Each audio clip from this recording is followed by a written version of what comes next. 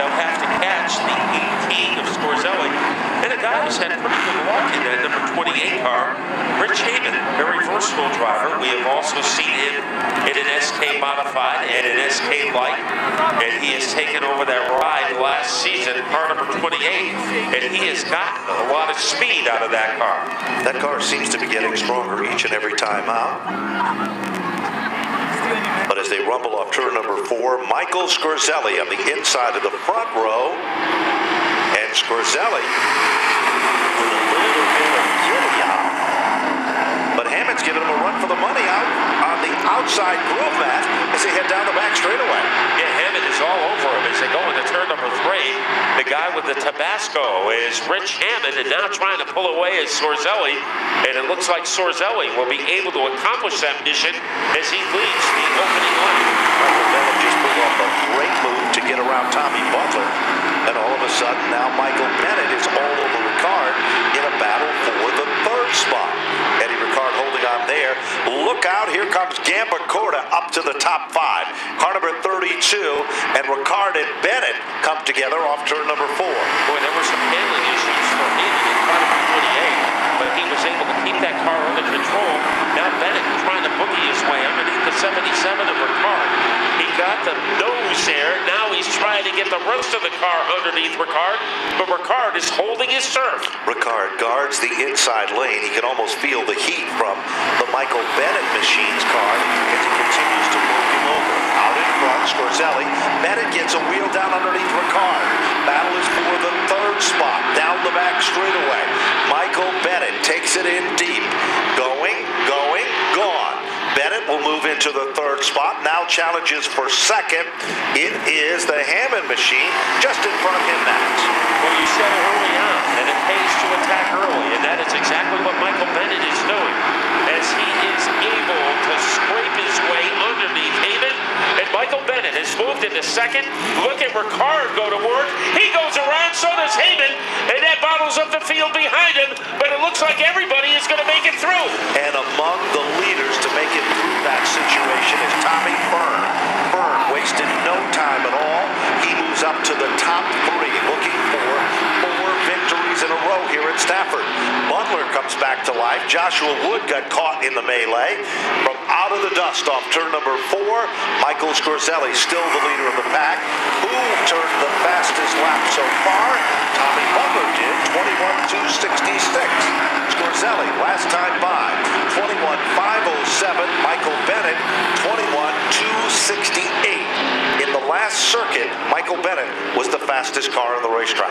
Now Michael Ray trying to get underneath Rich Hammond, and he is able to finish that move to the 42. He's moving up, but nobody's moving quicker than Mike Scorzelli.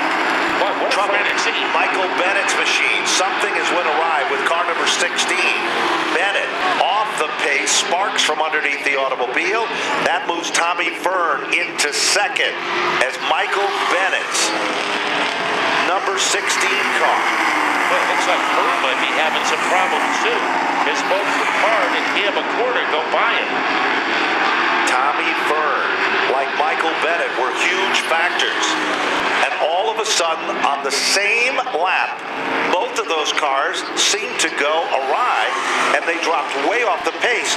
Fern is slowing and drifting further back, as Bennett's car pretty much doing the same. Out in front, still the leader of the pack, car number 18, Michael Scorzelli.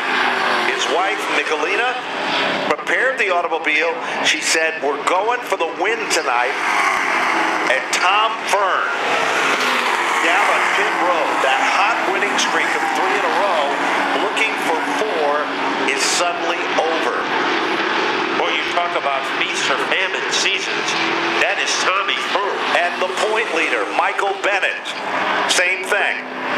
Slowing down the back straightaway. 16, radiator problem.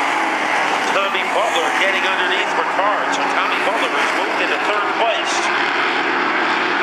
Butler is a guy to keep your eyes on in this point battle, as now Butler has moved into the top 4. But 2 drivers with 6 wins between them have gone into sick bay. Scorzelli way out in front. Kevin Gambacorta works his way back up to second. Butler is in third. Ricard is in fourth. And Joshua Wood to the top five. Michael Bennett heads back down on pit road. But the leader of the pack still remains Michael Scorzelli. 2 weeks ago, that car was folded up like an accordion. His wife, Michelina, and company were disappointed with the run last Friday night. And they were looking for big things tonight. 14 of 30 laps, just 1 lap shy of the halfway marker.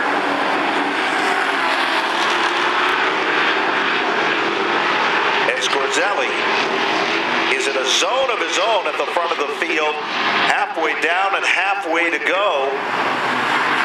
Gambacorta, the 32 car, started 9th in the field. And Tom Butler turned the fastest lap of the race with a 21.266 back on lap number 7. Is third, and Butler doesn't look like he's done yet. Ricard still in the 4th spot. Joshua Wood, position number 5. Ray and Hammond are 6 and 7. But Scorzelli continues to motor away. Michael Scorzelli. Him and his wife prepare the automobile. And Bennett is out of his race car. His night is over with. Back to the front of the field. And Scorzelli still is maintaining that impressive margin. Last time by, Scorzelli's lap was a 21.609. Butler's lap was a 21.481. And that means that Gambacorta and Butler are closing up the gap. The 92 rear end on the Tom Fern machine. And a punctured radiator, the problem on the Michael Bennett race car. 20 laps are complete. 10 laps to go, Matt. And Michael Scorzelli continues to maintain his lead. He's actually picking up the pace just a bit as Gambacorta is closing up the gap as Tom Butler on the podium again tonight. And that's how you win championships here at Stafford. And Kevin Gambacorta right now is about 1/10 of a second faster than Scorzelli. But with just 10 laps to go, will he have enough time to make up the deficit? Right now, the deficit is about as big as the national debt between Scorzelli and Gambacorta, with Butler in the neighborhood. So 3 drivers looking for their first win of the season, very hungry with 8 laps to go. 8 laps and counting down. They worked hard for this one. Same can be said about Gambacorta and Butler. And now Joshua Wood and Ricard are still in a battle for the 4th and the 5th spot. And that is a frantic battle with Wood looking for a way to get underneath Eddie Ricard. At the front of the field, the lead continues to shrink for Mike Scorzelli.